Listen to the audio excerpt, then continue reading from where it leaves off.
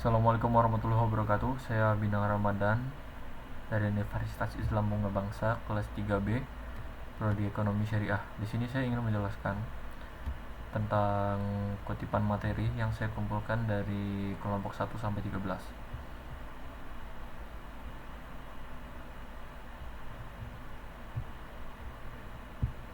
Yang pertama, di kelompok 1 entrepreneurship, ini terdapat definisi menurut para ahli berikut dengan contoh studi, yang mana ini mengambil dari web kopi kenangan, lingkungan kafe Tabo, observasi, yang mana dampak programnya juga terpapar di sini.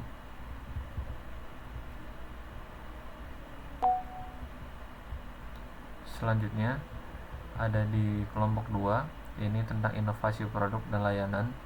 Inovasi adalah dengan dikenalkan cara atau metode baru dari input sampai output, maka akan menghasilkan perubahan yang nampak dengan suksesnya dalam bidang sosial maupun ekonomi. Itu salah satu kutipan yang terdapat di kelompok 2.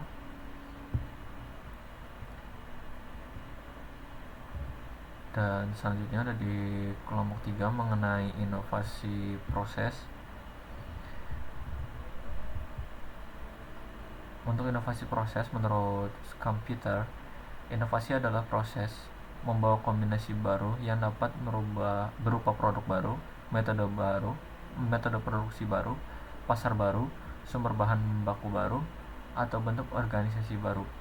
Dan beberapa teori yang dipaparkan oleh kelompok 3 itu ada inovasi menciptakan interaksi yang lebih emosional dengan pelanggan, yang mana dengan adanya ini bisa membuat pelanggan berpikir untuk bisa melakukan transaksi kembali di masa yang akan datang.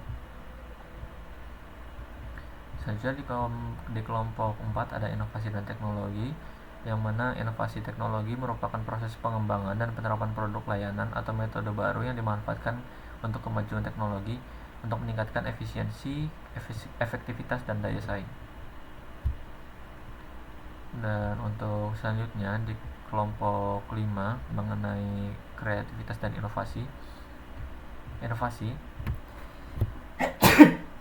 dalam sektor keuangan melahirkan berbagai layanan vintage yang memberikan kemudahan akses layanan keuangan yang bentuknya itu seperti dompet digital atau platform pinjaman online.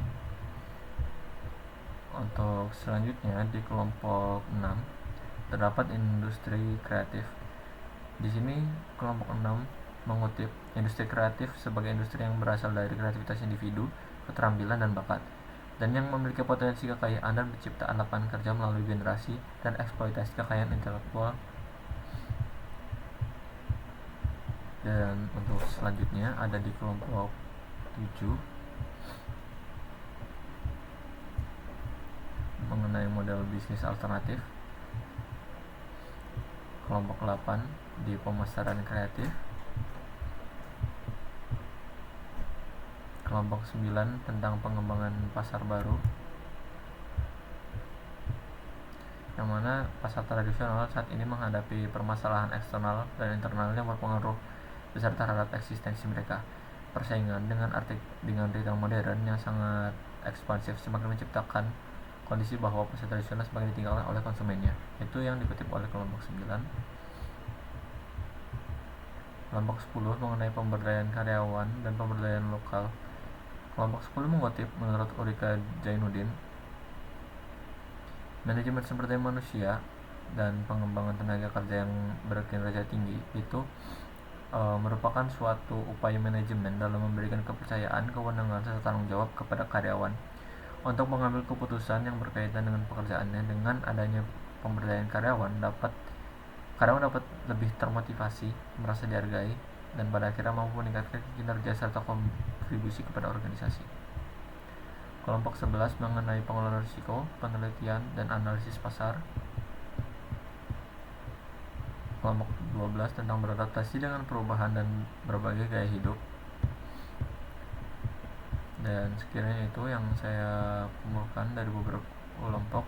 Dan yang terakhir ada kelompok 13 tentang teknologi digital, Yang mana kelompok 13 mengutip, teknologi digital merupakan teknologi yang tidak lagi menggunakan tenaga manusia atau manual, tetapi cenderung pada sistem pengoperasian yang otomatis dengan sistem komputerisasi atau format yang dibaca oleh komputer, seperti itu. Sekian dari saya, terima kasih. Wassalamualaikum warahmatullahi wabarakatuh.